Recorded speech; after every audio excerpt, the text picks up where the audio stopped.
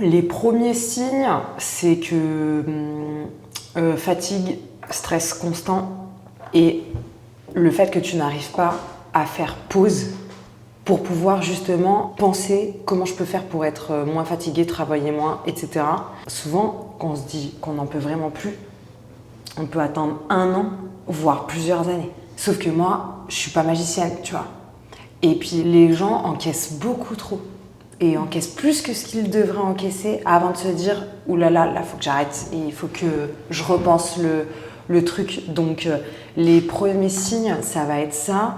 Et puis après, un autre signe, ça va être quelle est ta vision, comment tu vois les choses et est-ce que tu es le plus rentable possible? Est-ce que quand tu travailles, tu es le plus rapide possible?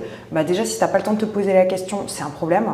Et si une fois que tu te la poses, tu vois que non, là aussi, c'est peut-être le moment de te faire accompagner parce que tout le monde n'a pas la science infuse. Tu peux être très très très bon avocat et très mauvais gestionnaire d'un cabinet d'avocats.